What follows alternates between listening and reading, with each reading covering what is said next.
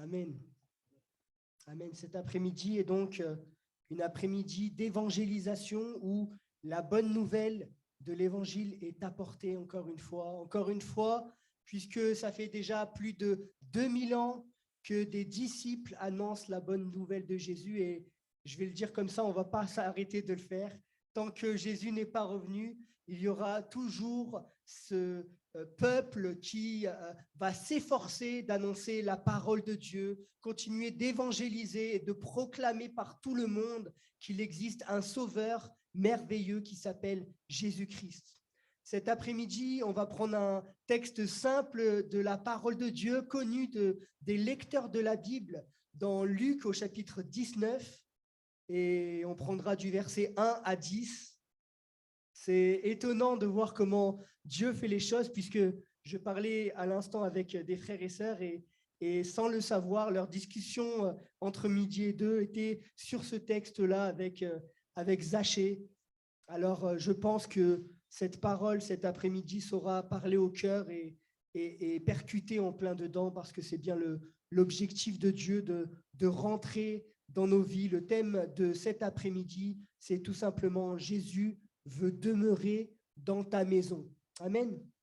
On prend ce texte. Jésus étant entré dans Jéricho, traversait la ville. Et voici un homme riche, appelé Zachée, chef des publicains, cherchait à voir qui était Jésus. Mais il ne pouvait y parvenir à cause de la foule, car il était de petite taille. Il courut en avant et monta sur un sycomore pour le voir, parce qu'il devait passer par là. Lorsque Jésus fut arrivé à cet endroit, il leva les yeux et lui dit, « Zachée, hâte-toi de descendre, car il faut que je demeure aujourd'hui dans ta maison. » Zachée se hâta de descendre et le reçut avec joie. Voyant cela, tous murmuraient et disaient, « Il est allé loger chez un homme pécheur. » Mais Zachée, se tenant devant le Seigneur, lui dit, « Voici, Seigneur, je donne aux pauvres la moitié de mes biens, et si j'ai fait tort de quelque chose à quelqu'un, je lui rends le quadruple. » Jésus lui dit, « Le salut est entré aujourd'hui dans cette maison, parce que celui-ci est aussi un fils d'Abraham, car le Fils de l'homme est venu chercher et sauver ceux qui étaient perdus. » Amen. Voilà un texte qu'on aime, qu'on apprécie lire dans la parole de Dieu, un texte on ne peut plus clair, où il y a un homme qui se nomme Zachée, qui va chercher à entrer en contact, à voir qui est ce fameux Jésus. Un livre bien connu dit Jésus, ce célèbre inconnu. Tant de personnes finalement ont entendu parler de Jésus, ne serait-ce que par l'histoire. On parle de 100 ans avant Jésus-Christ, après Jésus-Christ. Il est une pierre angulaire que tout le monde finalement pense connaître, mais que très peu connaissent. Et cet homme, Zachée, va entendre parler certainement de Jésus, de ses miracles, peut-être d'une de ses prédications, d'un de ses enseignements dans une synagogue, et va être interpellé à un tel point qu'il va chercher à entrer en contact avec Jésus, voir à quoi il ressemble, qui est cet homme qui suscite un intérêt. Peut-être que si tu entends ce message, tu te poses toi-même cette question. Mais qui est véritablement Jésus? Comme on l'a entendu, peut-être pas pour les personnes qui sont sur YouTube, mais comme on l'a entendu dans ce témoignage apporté par notre frère Jean-Pierre, il y a tant de personnes qui recherchent des réponses à tout un tas de questions sur l'origine de leur existence, sur la personne même de Jésus et sa capacité à sauver, à agir dans nos vies. Et cet après-midi, je crois que Dieu veut nous apporter ces réponses. Zachée va chercher donc à rentrer en contact avec Jésus. Et je pense que pour comprendre ce message, il faut aussi comprendre qui était Zachée. Il est important de chercher à comprendre qui il était. Est-ce qu'il avait des points de similitude avec nous? Comment pourrait-on se mettre à sa place et chercher à comprendre davantage quel était son point de vue, son raisonnement? Qu'est-ce qui l'a poussé à faire cela? Alors, premièrement, le texte nous dit que Zachée était riche. Alors, on peut se poser la question, comment s'est-il acquis cette richesse? Comment a-t-il fait pour devenir riche? Parce que le texte aurait pu dire que cet homme avait un compte en banque avec plus 1000 euros, avec la monnaie de l'époque, bien sûr. Mais là, il nous parle d'un homme riche. Ça veut dire qu'il avait plus que quelques deniers sur le compte. Il avait vraiment des facilités, une aisance financière. Alors on peut se poser cette question, comment s'est-il acquis cette richesse? Et il y a peu d'éléments d'information sur le sujet, mais on peut très certainement deviner que c'était par son travail, parce que le texte nous dit qu'il était chef des publicains. Un publicain, c'est un collecteur d'impôts, collecteur de taxes. En général, c'était comme un péager finalement, qui était installé sur un bord de la route et qui était celui qui devait récupérer tout un tas de taxes, d'impôts. Donc, il était dans ce contexte-là et dans des éléments d'histoire, on nous dit que très souvent, ces hommes-là étaient détestés de toute la population juive parce qu'ils avaient une manière de faire le travail peu convenable. Ils avaient l'argent qui rentrait du fait de leur travail, mais en plus de cela, il était très courant que ces personnes en profitaient et puis peut-être obtenir un genre de prime, je ne sais pas, mais ils faisaient mal leur travail et ça leur permettait de s'acquérir des richesses injustes. Ils étaient connus pour leur rudesse, parce que très certainement qu'au bout d'un moment, tu perds le contrôle sur la situation et qu'avec un travail comme celui-là, il était facile d'avoir un sentiment de puissance en disant « mais moi, je suis capable de prendre tout ton argent que tu t'es acquis par la difficulté de ton travail ». Et voilà que cet homme était riche, mais avait très certainement acquis cette richesse d'une mauvaise manière. Un autre élément qui nous parle, comme je disais, cet homme devait très certainement être détesté d'une majorité de personnes de la région. Il n'était pas aimé à cause de son travail. Il n'était pas aimé à cause de sa manière de faire. Et quand on n'est pas aimé, on peut très vite tomber dans quelque chose d'amer. Et on peut très vite avoir le cœur endurci. On peut très vite continuer à faire les choses, même les plus graves, les plus insensées, et aller de pire en pire. Cet homme n'était pas aimé. Et peut-être que toi, tu ne te sens pas aimé. Je ne sais pas les raisons. Parfois, on ne se sent pas aimé alors qu'il n'y a pas de raison de ne pas se sentir aimé. On a juste ce sentiment au fond de nous-mêmes et on ne se sent pas bien. Et puis, on a besoin de tout simplement d'un geste d'affection, une parole d'amour qui viendrait nous faire du bien, nous consoler, nous montrer qu'il y a quelqu'un qui tient à nous. Et j'aimerais te dire que ce quelqu'un, c'est Jésus. Jésus peut te faire sentir cet amour que l'on ne t'a pas fait ressentir jusqu'alors. Alors que les gens te détestent, Dieu peut te faire sentir qu'il est là pour toi, qu'il veut t'aimer, prendre soin de ta vie et t'accompagner. Il n'était pas aimé, alors très certainement qu'à la fin de sa journée, il devait rentrer chez lui et se sentir seul. Et la solitude, c'est un sentiment partagé par trop de monde. Trop de monde passent leur journée de travail ou leur journée bien occupée avec du monde souvent. Et puis, à un moment donné, ils vont rentrer chez eux, se retrouver seuls. Et là, c'est la tristesse qui peut les envahir. Cet homme était très certainement dans ce cas-là. Il était un solitaire.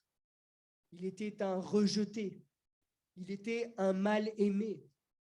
Et certainement que quelqu'un dira, mais il l'a cherché à cause de son travail. Mais qui sommes-nous pour dire qu'un tel homme est meilleur ou un tel homme est pire que nous? Nous-mêmes, nous avons déjà commis du mal, nous avons péché, nous avons agi d'une manière injuste, nous avons levé le poing vers quelqu'un ou crié sur quelqu'un, nous avons agi injustement à un moment ou à un autre de notre vie. Nous avons fait des mauvais choix à un moment ou à un autre de notre vie. Alors, en ce sens, on peut considérer que l'on est un peu semblable à ce Zachée. Que nous dit ce texte encore à propos de Zachée? Il nous dit qu'il était de petite taille. Alors, ça ne nous dit pas la taille exacte. On pourrait dire que moi-même, je suis de petite taille. Je fais 1m68, quelque chose comme cela. Mais le texte nous dit qu'il était de petite taille. Ça veut dire que ça avait quand même une importance. Ça avait une importance et là aussi, je me dis que certainement, il devait être complexé par sa petite taille ou sa petite taille pouvait engendrer des conséquences dans sa vie.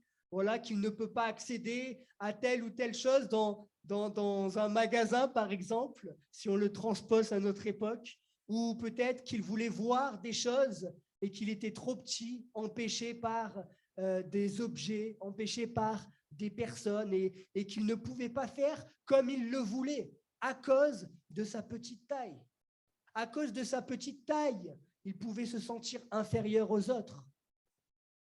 Et vous savez, quand on se sent inférieur aux autres, quand on se rabaisse soi-même à cause d'une incapacité physique ou d'une différence physique, par exemple, alors on va chercher un autre moyen de paraître fort. Et je me dis que cet homme, avec son travail de chef des publicains, peut-être qu'il a cherché une revanche sur la vie en se disant « Je suis petit, je suis mal aimé, je ne peux pas faire comme les autres font, etc. Alors, je vais avoir un métier qui me donnera, lui, de la puissance, de la grandeur, un intérêt finalement. » Et en ce sens, que je peux dire que je peux me représenter dans ce personnage qui est Zachée. Cette brève description de qui était Zachée peut nous permettre de comprendre un peu plus davantage pourquoi il voulait voir qui était Jésus. Nous, dans nos vies, je pense qu'il y a tout un tas de choses qui nous permettent d'aspirer à voir qui est Jésus. Il y avait plus que de la curiosité en lui. Il y avait un désir de changement, un désir de rencontre, un s'en est assez. J'en ai marre de cette vie que j'ai jusqu'alors. Je veux que ma vie change. Zachée savait qu'il était pécheur. Il le savait, il en était conscient. Il l'entendait par les gens. Lui-même, en méditant sur sa vie, très certainement, comprenait que ce qu'il faisait était mauvais. Mais j'aimerais vous dire que ça représente un avantage de se rendre compte qu'on est pécheur. Parce qu'il savait qu'il avait besoin de la grâce de Dieu. Combien de personnes vivent péché sur péché, mais ne sentent pas ce besoin de Dieu.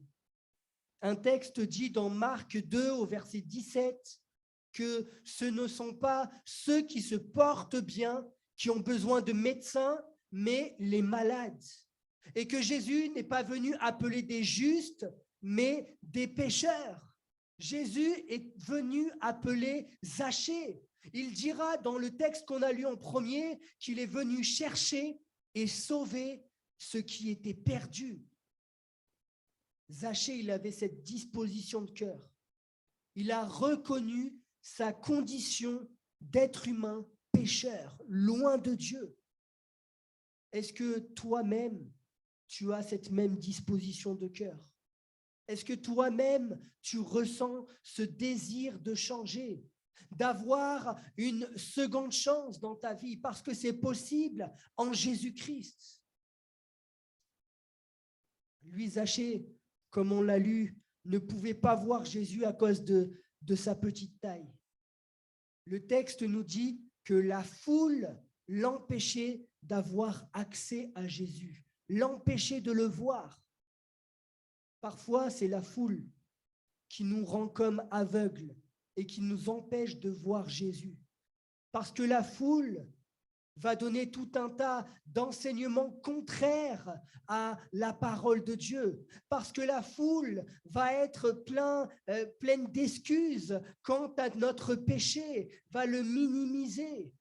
Parce que la foule va nous donner tout un tas de docteurs, tout un tas d'enseignants, tout un tas de personnes qui vont nous raconter des fables, qui vont nous raconter des choses plaisantes, agréables à écouter pour nous chercher à nous convaincre qu'on est sur le bon chemin alors que l'on n'y est pas du tout.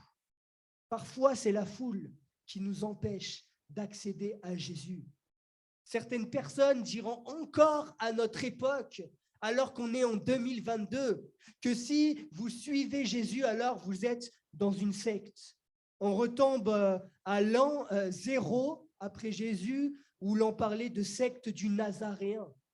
Ces hommes, ces femmes n'ont pas encore compris que Jésus est venu et sauvé ceux qui étaient perdus. Ça veut dire tout simplement qu'eux-mêmes sont perdus et ont besoin de ce bon berger. Mais toi qui entends cette parole cet après-midi ou sur YouTube, n'endurcis pas ton cœur. Jésus veut entrer dans ta maison. Zachée ne va pas se décourager. Il va courir, il va monter sur le sycomore, sur cet arbre pour voir Jésus. Comme disait Gabriel, il va monter sur ce sycomore alors que cet arbre contient des épines. Ça va être difficile d'y monter. Il aurait pu se décourager, disant je ne vais pas monter sur cet arbre, ça va me faire mal, c'est difficile, je pourrais tomber. D'ailleurs, je suis de petite taille, donc du coup, ça va être difficile de grimper sur cet arbre. Mais il va le faire. Il va le faire malgré tout. Quelle détermination de la part de Zachée, quel désir, quelle envie. On pourrait dire quelle démonstration de la foi de Zachée. On pourrait même dire qu'en montant sur cet arbre de cette manière, il démontre qu'il s'est converti à Christ à ce moment-là. Et vous savez quoi? Lorsqu'on se convertit, c'est-à-dire qu'on se tourne vers lui, alors Jésus honore notre foi. Et si tu démontrais la foi, alors Jésus l'honorera comme il l'a fait pour Zachée. Lorsque Jésus va apercevoir Zachée sur cet arbre, d'ailleurs étonnant qu'il voit Zachée sur cet arbre, alors que vous pourrez regarder sur Google à quoi ressemble un sycomore, à moins qu'il soit monté sur la plus haute des branches et au-dessus de la branche, c'est très difficile de pouvoir être vu. Alors qu'il est sur cet arbre, Jésus va le voir. Il était entouré de la foule, mais lui va regarder en haut. Il va voir cet homme qui se trouve dans ou sur ce sycomore. Et il va faire plus que de le voir. Il va l'appeler. Et il va faire plus que de l'appeler. Il va l'appeler par son prénom. Jésus le connaît. Jésus le connaît, il ne lui a jamais adressé la parole. Il ne lui a jamais parlé. On ne lui a pas parlé de lui, mais Jésus le connaît. Jésus te connaît aussi. Jésus t'appelle aussi. Jésus veut changer ta vie à toi aussi. Et Jésus va dire à Zachée, hâte-toi de descendre. Il faut que je demeure aujourd'hui dans ta maison. Par cette parole, vous savez ce que Jésus va faire? Jésus va rendre la dignité perdue de Zachée. Les gens ne voulaient pas avoir de contact avec ce publicain, ce collecteur d'impôts, ce pécheur.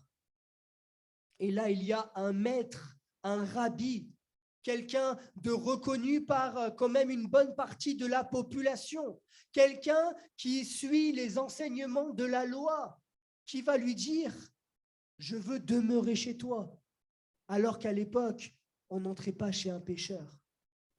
La preuve qu'aux yeux de Jésus, Zachée n'était plus le même. Zachée s'était donné à Dieu. Zachée s'était converti. Voyez, Jésus est celui qui rend la dignité perdue de celui qui place sa foi en lui. Plus grand encore, Jésus va au-delà de venir dans une simple maison de Zachée. Il vient surtout habiter dans le cœur de Zachée. Il vient habiter dans son cœur, dans son quotidien. Un verset très connu des chrétiens dit dans Apocalypse 3 au verset 20, « Voici, je me tiens à la porte et je frappe.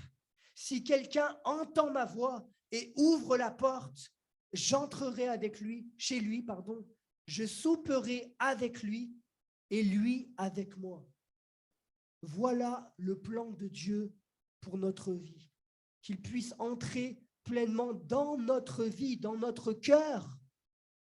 Et là, lorsqu'on vit cette relation avec Dieu de cette manière, alors on n'est plus jamais seul, plus jamais dans la solitude, comme Zachée l'a pu l'être, plus jamais avec ce sentiment qu'on est inutile, plus jamais avec ce sentiment d'infériorité, puisque le Maître lui-même habite dans nos vies. On n'est plus seul, on a retrouvé une dignité, on a retrouvé une espérance. Il ne sera plus jamais seul. Jésus à ses côtés.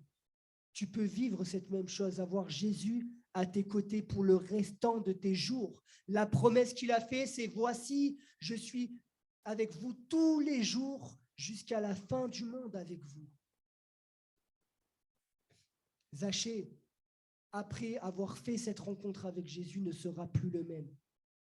Et lorsqu'on fait cette rencontre avec Jésus, on n'est plus le même qu'avant. Notre vie a changé. Les personnes qui sont dans cette salle peuvent le dire avec assurance. Je ne suis plus le même depuis que Jésus est entré dans ma vie. Je vois un avant, un pendant, et je sais qu'il y aura encore un après, une progression encore, un avancement, une augmentation de ma foi, une croissance dans la connaissance de Dieu.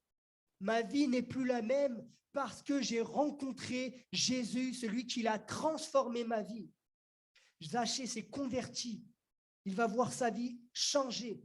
Le premier changement qu'il va vivre, c'est la repentance.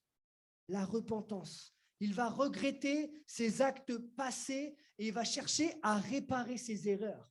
Si tu entends ce message, si tu sens que Jésus t'appelle à changer ta vie, alors tu te tournes vers Jésus et ensuite tu te repens. Il va dire, Zachée, « Voici Seigneur, je donne aux pauvres la moitié de mes biens et si j'ai fait tort de quelque chose à quelqu'un, je lui rends le quadruple. » Vous imaginez quand même, lui qui, on pouvait dire, prenait de l'argent à des personnes très certainement parfois pauvres, qui n'avaient pas suffisamment pour subvenir à leurs besoins, lui-même va dire, mais je vais donner la moitié de mes biens aux pauvres. Et si je fais tort à quelqu'un, parce que très certainement, peut-être qu'à un moment donné, il va me arriver de pécher à nouveau, je vais lui rendre le quadruple. Je vais faire du bien autour de moi. Je vais changer ma manière de vivre. Je vais changer mon existence. Voilà un signe de repentance. Et nous avons tous besoin de repentance. Nous avons tous besoin de reconnaître notre péché et de chercher à changer, voire même rectifier le mal qu'on a pu faire. Peut-être c'est accorder le pardon à quelqu'un. Peut-être c'est rendre ce qu'on a volé. Peut-être c'est différentes choses encore liées à une addiction, l'alcool, le mal que j'ai pu faire autour de moi lié à cela. Et non pas rectifier cette fois, mais changer la donne, changer la situation. Essayer de devenir, par la grâce de Dieu, une nouvelle personne qui sera capable maintenant de faire le bien et racheter le temps. La Bible nous dit, repentez-vous, car le royaume des cieux est proche.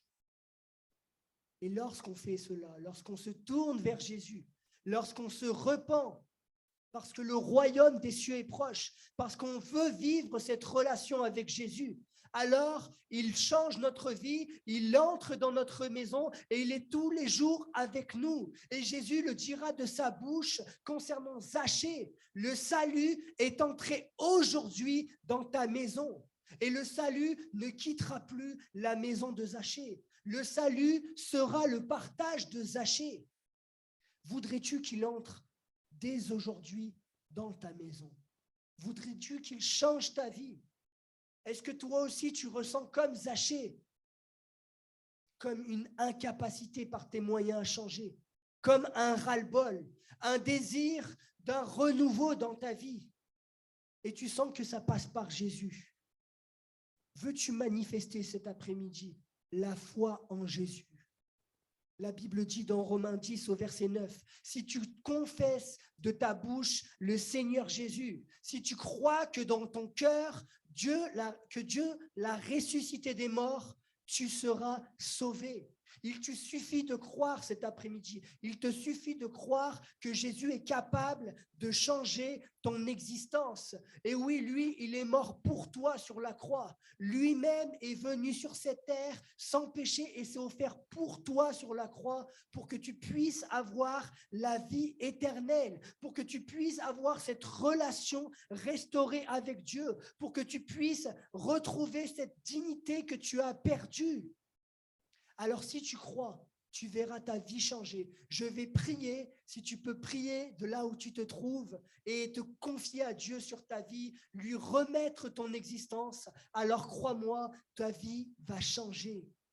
Seigneur, je te remercie pour cet après-midi, Seigneur, où la bonne nouvelle de l'Évangile est partagée. Seigneur, nous croyons que tu es capable de faire des miracles. Tu es capable de faire ce plus grand miracle, Seigneur, celui de nous faire passer de la mort à la vie, celui de changer notre existence, celui de transformer une vie, Seigneur, remplie de péché en une vie qui honore Dieu. Seigneur, je te prie pour que, Seigneur, à l'écoute de ce message, des personnes cherchent, Seigneur Dieu, à voir ta face, comme l'a fait Zachée. Cherche, Seigneur, à entrer en contact avec toi, parce que celui qui s'approche de Dieu, il le trouve. Seigneur, merci de te révéler. Seigneur, maintenant, Seigneur, à celui qui te cherche, qu'il y ait repentance dans son cœur. Seigneur, qu'il y ait ce désir d'avancer en nouveauté de vie, parce que tu le sauves, Seigneur Dieu, que ton nom soit béni, parce que nous savons, Seigneur, qu'au fil des jours à venir,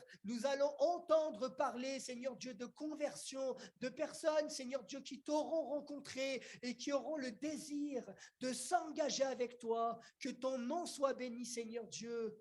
Amen. Amen.